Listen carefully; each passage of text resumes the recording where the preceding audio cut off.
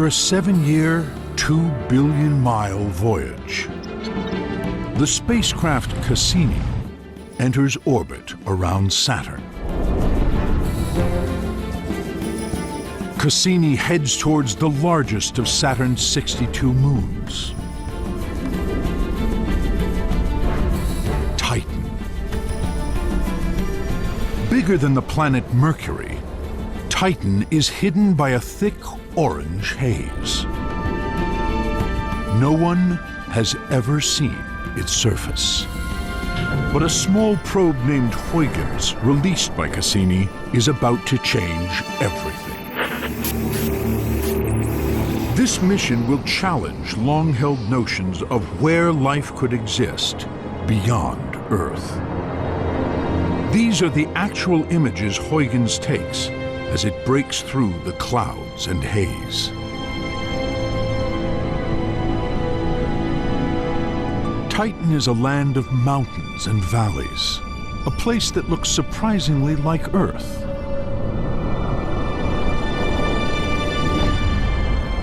Then, images reveal something no one expects. The surface is littered with smooth rocks, the type normally found in riverbeds on Earth. My response was shock. We look out on the surface and we see what looks like a desert. And at the same time, the data from the probe told us that the ground around the site was wet. Hundreds of miles overhead, Cassini's radar sweeps the surface. The images show a landscape covered with what appear to be hundreds of lakes. This one covers an area of 6,000 square miles, about the size of Lake Ontario, one of the Great Lakes. It's a surprising discovery. It's the only world, other than the Earth, that has a liquid on its surface. But what exactly is this liquid? Titan is minus 290 degrees Fahrenheit. If it's water, it should be frozen solid. Then, one of Cassini's instruments analyzes the infrared light reflected off the lakes. The readings are consistent not with water, but with liquid methane and ethane, substances that on Earth are volatile, flammable gases. The data from Cassini are so detailed, scientists can imagine what it would be like to stand on this cold, distant world.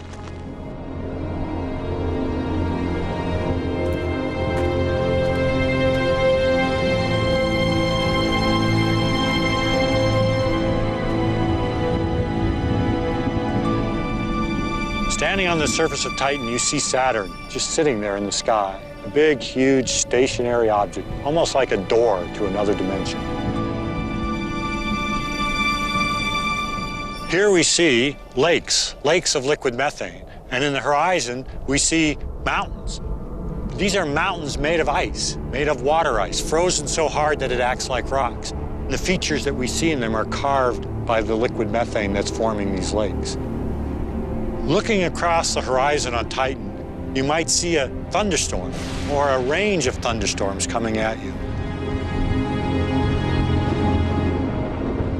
We see rain coming down. It's not drops like we're familiar with on Earth. This is methane instead of water. It falls much more slowly due to the low gravity, and the drops are bigger.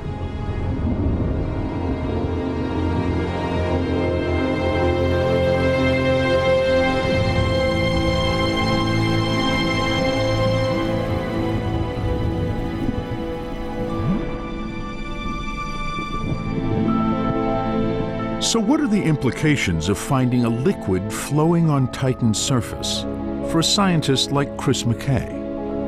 Liquids seem to be the key to life, so maybe there's life in that liquid on Titan. Little things swimming in liquid methane, being quite happy at these low, cold temperatures.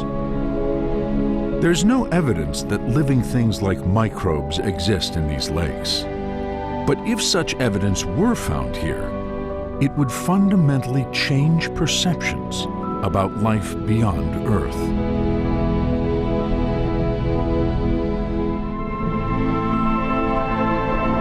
If life could evolve on worlds as drastically different as the Earth and Titan, then perhaps life could evolve in many other ways, on many different worlds. NASA's Director of Planetary Science is Jim Green. One of the questions that we all want to know, I think deep down inside, is are we alone? I mean, that's really fundamental. Jim is at the forefront of a global effort to understand whether the conditions for life exist beyond our planet. We're pushing the boundary of information of where life can exist past the Earth and out into the solar system. So where in our solar system could life potentially exist?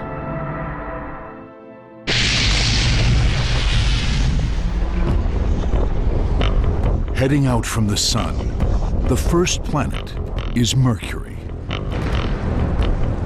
It's an extremely hostile environment.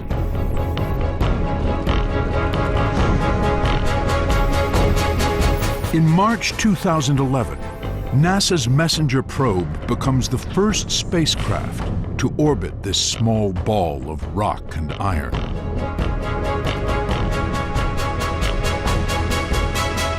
These are some of the first images sent back.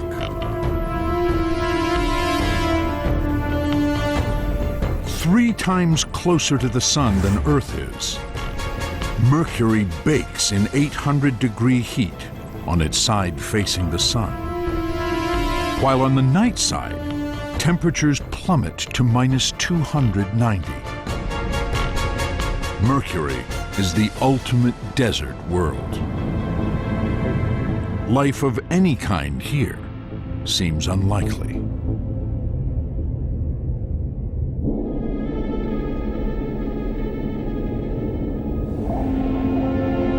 Mercury's closest neighbor, Venus, is almost as hostile.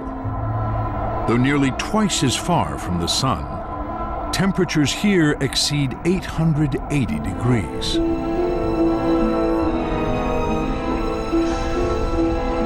Decades of observations have revealed a planet shrouded in carbon dioxide and toxic clouds of sulfuric acid.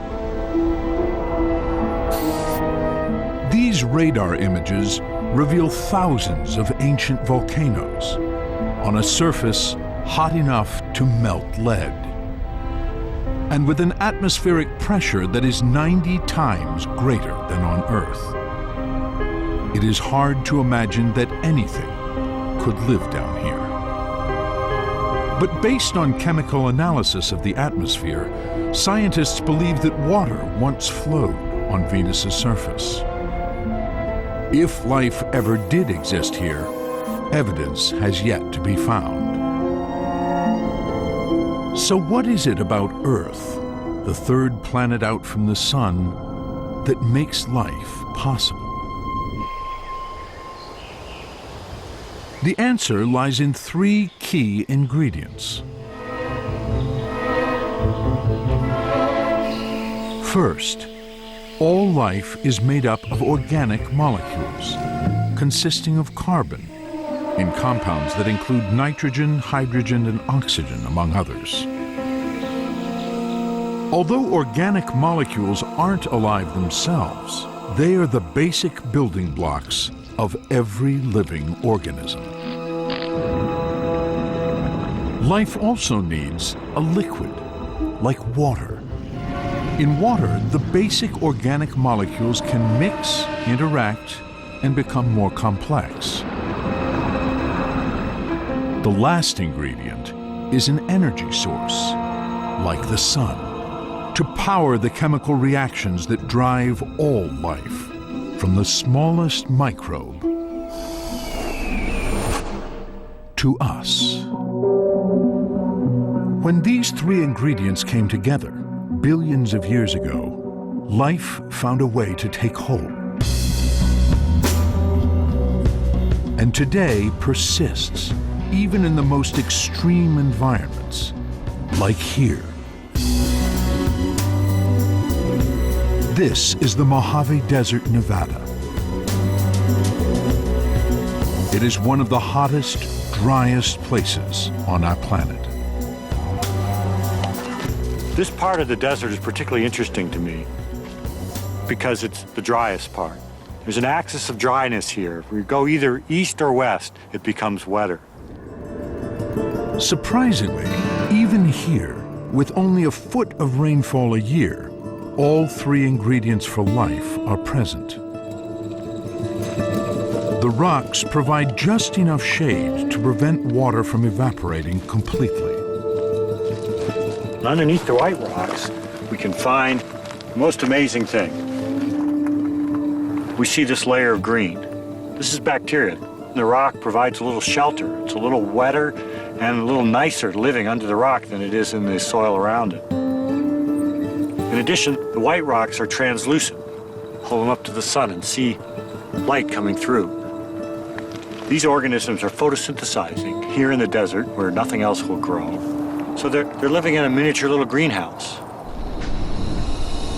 This place shows that in some of its most extreme environments, under the right conditions, life has a chance.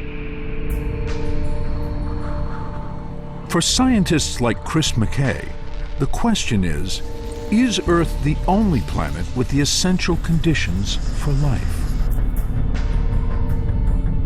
One way to know is to investigate how planets like ours formed to have these ingredients in the first place. That story starts 4.6 billion years ago with the birth of our solar system. As a vast cloud of dust and gas collapses in on itself, pressures increase, temperatures at the center rise to millions of degrees, until energy from the early sun blasts away some of the cloud. This lights up the young solar system, revealing the beginnings of planets. The mystery has always been, how did this spinning cloud of dust become the massive planets we see today? How does one go from microscopic grains to golf ball size things? And how do golf ball size things go from there to 10-meter size things? And how do those go to planetary embryos? And there's a lot of steps in there we don't quite understand. Many scientists believe the answers are hidden in asteroids. The oldest rocks in the solar system, leftover debris from its earliest days. In 2003, the Japanese probe Hayabusa sets out on an audacious mission. The goal? To land on an asteroid, collect samples of dust, and then return them to Earth. The target is asteroid Itokawa. A third of a mile long and speeding through space at 56,000 miles per hour, landing on it would be like trying to hit a speeding bullet with another speeding bullet.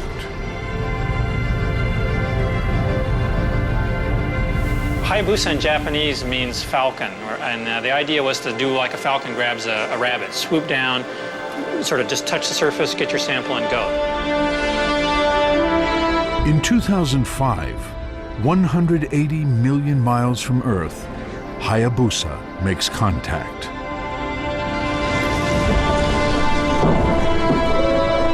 It stays just long enough to grab a sample. It will take 5 years before Hayabusa returns asteroid dust to Earth. But in the meantime, using lasers on board, Hayabusa takes measurements of Itokawa's size and mass. These allow scientists to determine the asteroid's internal structure. What they discover could be a blueprint for how planets like Earth first formed. It's not one solid lump of rock but in fact it consists of a pile of smaller rocks of many sizes, all the way from houses down to dust grains. If we could see inside asteroid Itokawa, this is what it would look like. A loose mixture of smaller asteroids that are held together by gravity. Maybe 40% of the internal volume of the asteroid is empty space. You probably could just take your hand and just go like this and just push it down into the asteroid. Is this the first step in building rocky planets like Earth? Asteroids are just not lumps of rock. These are the basic parts or building blocks of planets. Over hundreds of thousands of years, asteroids like Itokawa continue to collide, growing bigger and hotter. As their gravity increases, they attract even more asteroids, until eventually, as temperatures rise, they become spheres of rock with hot, molten cores, protoplanets. Computer simulations suggest that within 10 million years of the solar system's birth, up to 100 protoplanets ranging in size from our moon to Mars were orbiting close to the sun. So why does the solar system look so different today? This is Proto-Earth, 4.5 billion years ago. Planetary geologist Stephen Moisish believes this world was very different from the one we see today. Looking at the surface here, this landscape is dominated by lava, black and blasted by impacts. Underfoot, we find mostly basaltic rock. It is the frozen product of molten rock. These planetary surfaces weren't molten, boiling cauldrons, but instead, for most of their early histories, they were solid and cool. The atmosphere is thick with carbon dioxide and laced with sulfuric acid, the result of intense volcanic activity. The embryonic Earth would have an atmosphere denser than the one we have, and a sky yellow and red and thoroughly unbreathable to us. How does this toxic and inhospitable world eventually become the Earth we know today? Ironically, it will take a cataclysmic event to create a planet capable of harboring life.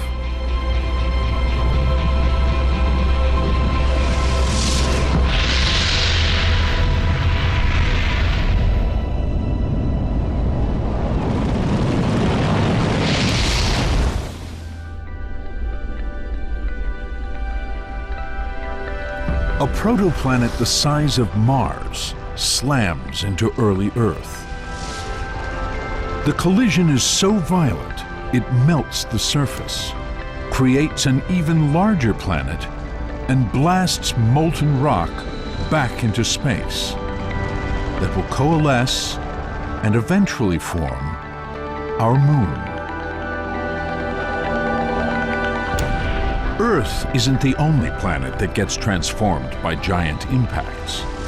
Over tens of millions of years, all the protoplanets of the early solar system repeatedly collide, becoming larger bodies with each impact in a destructive game of planetary billiards. This process eventually formed the 4 rocky planets seen today: Mercury, Venus, Earth, and Mars. And so the final planets that we have today are really the ones that won the competition, and that some planets were literally destroyed or thrown out of the solar system, and others survived to be here today. Sarah Stewart is a planetary scientist. She's trying to determine how these impacts created a habitable world. There's some magic set of conditions that has to occur in a solar system to give you an Earth-like planet. Figuring out what happens when a massive planet the size of Mars hits Earth is no small feat. It requires smashing things together at extremely high velocities. We want to simulate what happens when materials strike the Earth at very high speeds. What we can do in the lab is study little pieces of the process, and using the information we gather from many experiments, we build computer models that try and recreate the whole event.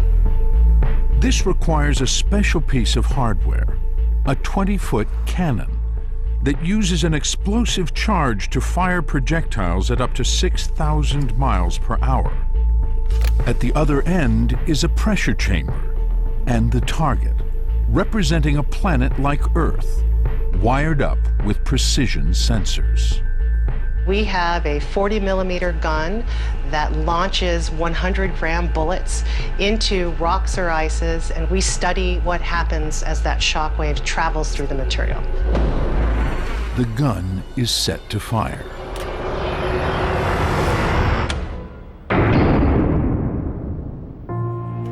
Each test measures the temperatures and shock waves generated in different materials when they are slammed into each other. The results are fed into computer models of the final stages of a planet's formation. Over the past few years, we've realized how important the last giant impact is to the final state of a planet. That last impact could fundamentally change major parts of the planet, and that could lead to something that's Earth-like or something that's more Mercury-like. Sarah's work, though not yet conclusive, suggests that giant impacts could play a role in producing water on a planet's surface. Her results indicate the collisions were so violent they could heat rock to 2,700 degrees, hot enough to release water trapped deep beneath the surfaces as steam. Sarah believes this may have happened during Earth's final catastrophic collision. In its aftermath, as the raging hot planet cools over millions of years, this steam condenses and falls as rain, covering the surface with seas and oceans. If this hypothesis is correct, then several million years after forming, Earth has two of the three ingredients needed for life: water and energy from the sun. But what about organic molecules, the chemical building blocks of life? How did they get to Earth? Some scientists believe the answer may lie in the furthest reaches of the solar system. Beyond Jupiter, Saturn, Uranus, and even Neptune. Here, 3 billion miles from the Sun, is a vast ring of comets and other debris called the Kuiper Belt. Like asteroids, comets are remnants from the dawn of the solar system. But as well as rock, they are also made of ices that only freeze this far from the Sun.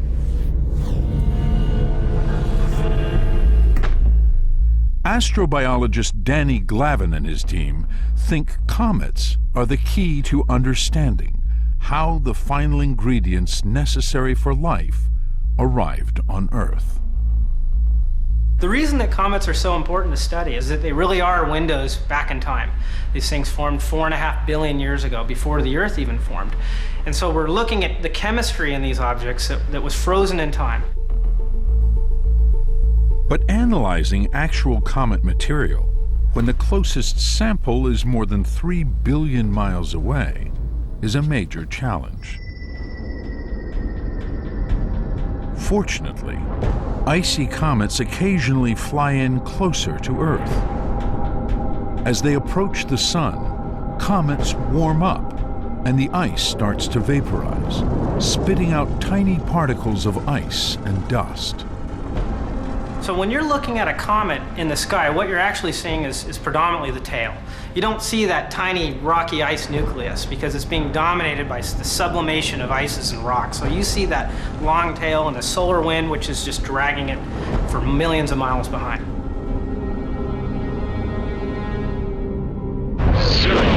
Liftoff of the Stardust spacecraft. A Delta II rocket blasts into space. On board is the probe Stardust. On through Mach 1. Echo looks very good, burning nicely. The aim, to meet up with a comet speeding through space at nearly 60,000 miles per hour, then fly through the ice and dust and bring some of it back to Earth. 240 million miles from Earth, Stardust approaches the comet, named Wild 2. It heads to the heart of the comet and takes these images of its solid, icy nucleus. The surface is broken and jagged, and shooting out of it are jets of dust and ice particles.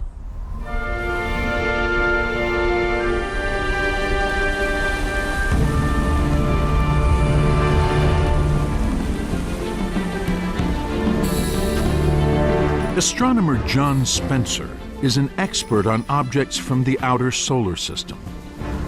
The cometary surface is pretty treacherous. We have crazy spires that may be several hundred feet high. We have overhangs, we have upturned layers where the surface really seems to have been torn apart. This is a very, very bizarre landscape. We have a surface that is mostly black, but scattered around within that we have fresh ice.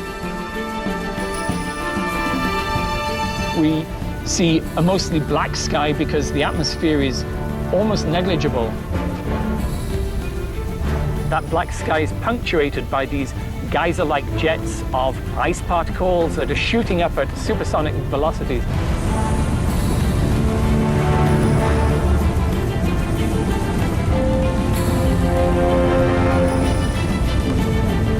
These icy geysers bombard Stardust. These particles hit at almost 14,000 miles per hour, 6 times faster than a speeding bullet. Stardust survives intact. And on January 15th, 2006, the samples return to Earth. The samples fell down on Utah, and boom, we had the first comet sample materials. And there were astrobiologists all over the Earth that were, kind of screaming inside because we knew this was our first chance to actually analyze comet material.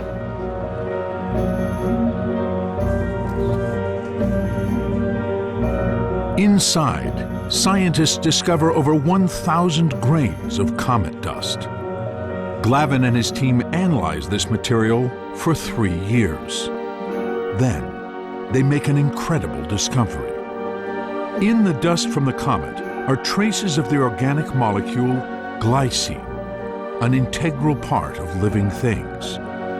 Probably frozen into the comet when it formed, glycine consists of simple elements found in the cloud of gas and dust that gave birth to our solar system. Now, glycine is an amino acid. It's one of the building blocks for life. These make life go. They make up proteins and enzymes. They catalyze all the reactions in our bodies. They're fundamental to life. Without these, we could not exist at all. All life on Earth, from these bacteria to us, uses amino acids. Glycine is special because it's the most common of the 20 amino acids needed to make proteins, part of the very fabric of life. The discovery means that comets could have been one source of the organic materials necessary for life on Earth. We proved that, in fact, comets could have delivered the raw ingredients of life to the early Earth. But what could cause comets to fly in from the furthest edges of the solar system, slam into Earth, and deliver these organic compounds? The clues to one possible process lie back out in the Kuiper Belt, the disk of icy objects that orbits the Sun at the edge of our solar system.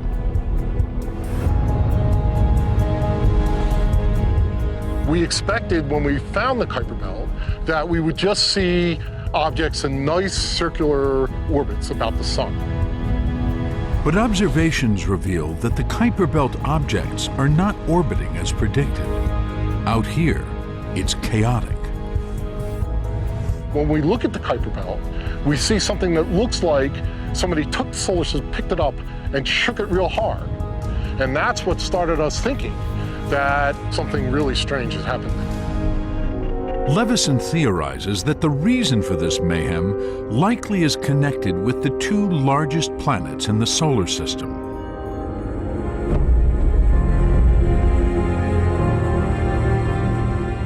Jupiter is so big it could swallow more than 1,300 Earths. And Saturn, with its vast rings of ice, is 95 times Earth's mass. With their enormous size comes a gravitational pull. Everything that we see is a result of what Jupiter and Saturn did. Leveson wonders if the chaos of the Kuiper Belt could have resulted from a planet smashing into it. To find out, he runs a number of computer simulations. One model creates the conditions in the Kuiper Belt that we see today. 3.9 billion years ago, as Jupiter circled the Sun twice, Saturn made one complete orbit. Each time these orbits coincided, there was a powerful gravitational surge. That pushed Saturn's orbit further from the Sun and destabilized the orbits of the two outermost planets, Uranus and Neptune. Jupiter and Saturn sort of tugged each other, and that drove the orbits of Uranus and Neptune absolutely nuts. Uranus and Neptune are sent careening outwards towards the Kuiper Belt.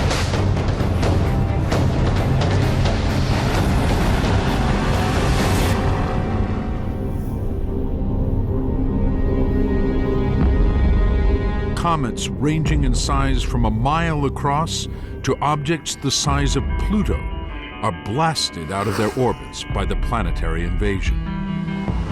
The disk went kaplooey. Think of it as sort of a bowling ball hitting bowling pins. These things got scattered all over the place. The end result is a 100 million year period when comets, kicked out into the solar system by Uranus and Neptune, smash into anything in their path. It's a period scientists call the late heavy bombardment.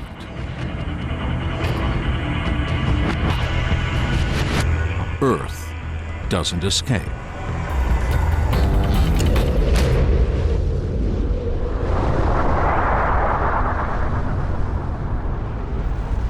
This was so violent that probably every square inch of the surface of the Earth was hit by a comet during this time. This is one theory that might explain how massive amounts of organic molecules, the building blocks of life, made their way to Earth.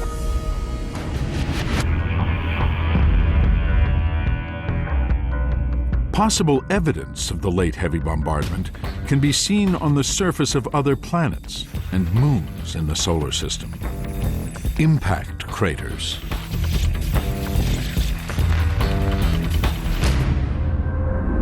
Literally, the seeds of life, the amino acids, would have been delivered to all the planets and their moons in our solar system. So if life's building blocks were delivered by comets throughout the solar system, could life also have sprung up on worlds other than Earth?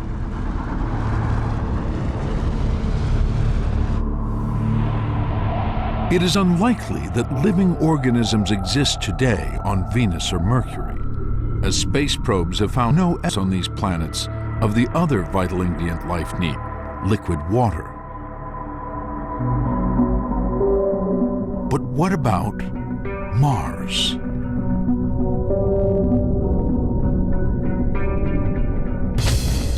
Organic compounds have yet to be found here, but scientists are searching the planet for the other preconditions of life. There have been many missions to Mars, and nearly all suggest that water once flowed on the surface. These detailed images from satellites orbiting Mars reveal vast canyons blasted out by epic floods and valleys carved by raging rivers. But the evidence indicates that all this water disappeared from the surface billions of years ago as Mars cooled down and lost its atmosphere. But on May 25, 2008, a spacecraft called Phoenix touches down near Mars' North Pole. Digging a few inches down, it exposes a white material that vaporizes after a few days. Soil analysis reveals it is water ice. We landed 68 degrees north. Poof, just a few centimeters below the ground, there was a layer of ice. Satellites analyze radar waves bouncing back from both polar caps. They reveal that beneath a layer of frozen carbon dioxide, there is a lot of water ice. If it all melted, it would cover the whole planet in an ocean more than 80 feet deep. When we look at Mars and we see the reservoirs of water there, it's completely surprised us in terms of the amount of water and how much water is actually trapped underground. The same satellites orbiting Mars are discovering that buried ice is also widespread beneath the desert floors. When we look at Mars, we see what looks like a desert world with no water. But in fact, Mars has lots of water. It's ice. Mars is an ice cube covered with a layer of dirt. But this doesn't mean that finding life here is imminent. Ice doesn't melt the same way on Mars as it does on Earth. The atmospheric pressure here is 150 times lower than ours. It's impossible for water to exist as a liquid at the surface. Ice on Mars behaves like dry ice does on Earth. A piece of dry ice on Earth goes directly from the solid ice to vapor. It doesn't form a liquid. That's why we call it dry ice. On Mars, the pressure is so low that water ice does the same thing. No liquid water on the surface of Mars today means that vital chemical reactions cannot take place. It seems impossible that life could exist there. But could it exist in the buried ice itself? An expedition to one of the coldest places on Earth is looking to answer that question. These are the dry valleys of the Antarctic, one of the world's most extreme deserts. Here, beneath a layer of dry dirt, is buried ice similar to Mars. If life can exist here, could it exist on Mars too? We're doing in the Antarctic exactly what we want to do on Mars.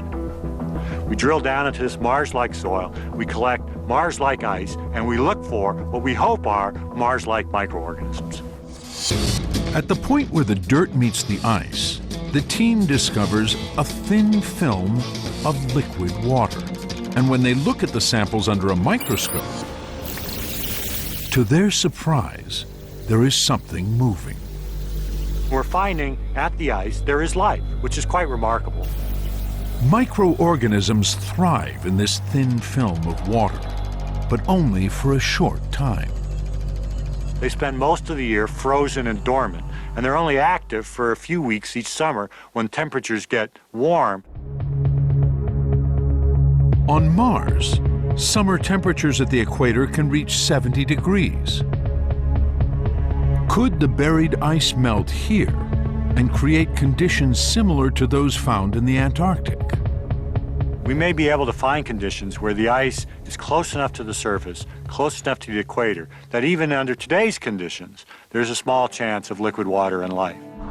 If probes were to find liquid water on Mars, it would be an extraordinary discovery.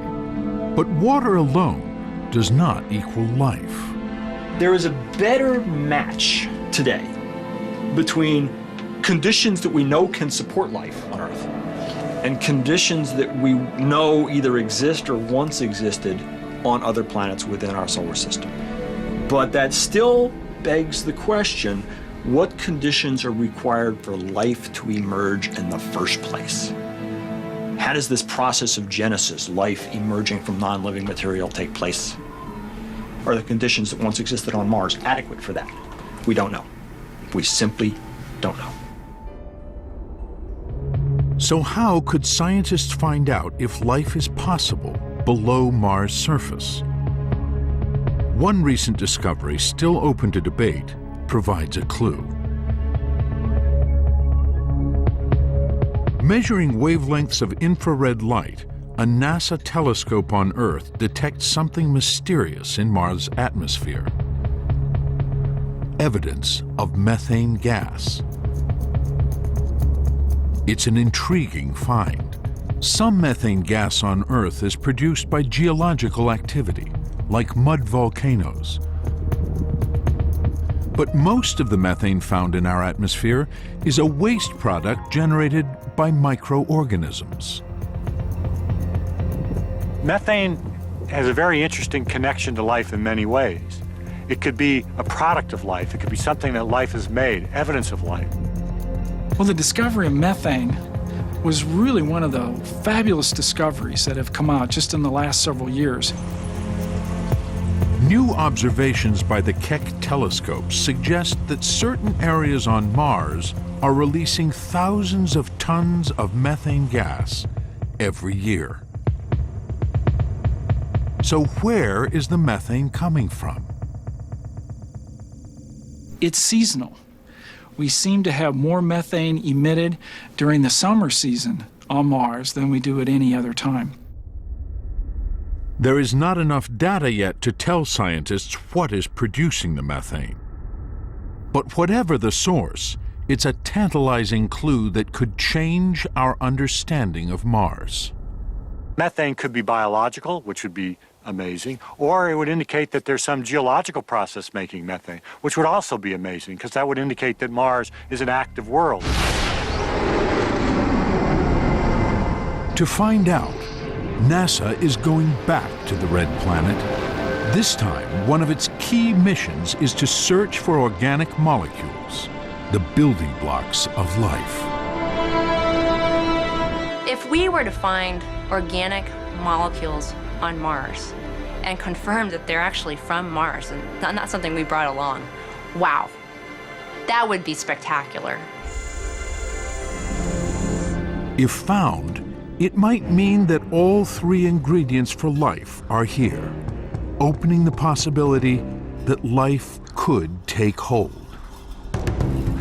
Of course, we're all human, right? And we want certain things. Nobody wants us to be alone, right?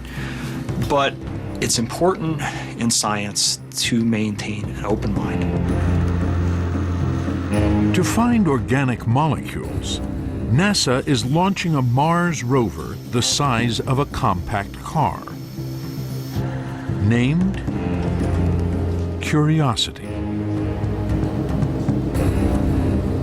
Curiosity will be our first great chance, I believe, to look for life on Mars. Curiosity holds the most advanced set of science instruments yet sent to the planet. It will zap, grind, and bake Martian rocks and use spectroscopic analysis to reveal if the samples contain any of the chemical ingredients for life. It is not just a geologist, it's an astrobiologist. It can look at rocks and everything else around it in ways that we've never looked at the material before. Even with an advanced set of instruments, finding organic molecules will still be a challenge.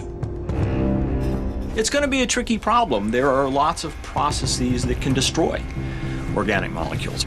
Radiation from space can destroy them. Oxidizing compounds in the Martian atmosphere can destroy them. So you're looking for organic molecules that have somehow been protected from the Martian environment for a while. And the bar is set even higher because curiosity will search for specific organic compounds that are the product of living things. Evidence that life once existed here. That's what Jennifer Eigenbrode's experiment is designed to uncover. The organic molecules tell a story about where they came from and what happened to them. And that's the story that I'm trying to uncover in Mars rocks. That experiment may very well change our impression of Mars as a lifeless body and change it to harboring life. If curiosity turns up any evidence that life once existed on Mars, it will have enormous implications. If right here in our own little solar system, life started twice, then it would say that life is just everywhere. Curiosity and other missions may one day reveal if life once existed on places like Mars, and if it still exists today. But even if scientists ultimately conclude that there is no life on the planets closest to Earth, it doesn't mean it's not out there. Beyond Mars are other worlds, waiting to be explored. The distant moons that orbit the giant planets Jupiter and Saturn. Moons just as strange as the orange-shrouded Titan. One pockmarked with hundreds of volcanoes. Others glistening with ice and covered in mysterious lines. And one tiny moon etched with deep fissures. We're now finding, when we look at these giant planets and their moons, that they are almost like mini solar systems in themselves. Probes are making discoveries on these moons that are changing our understanding of where life can exist. They're finding evidence of new sources of energy. Hidden oceans of liquid water. And organic molecules blasting into space. And far beyond these worlds, scientists are exploring entire new solar systems around other stars. Surely billions, hundreds of billions of the Earth-like planets out there have the conditions suitable for life. As scientists race to explore these distant places with more and more advanced technologies, they're finding that the conditions for life are not exclusive to Earth, and that the natural forces set in motion here might be active elsewhere, in our galaxy and beyond.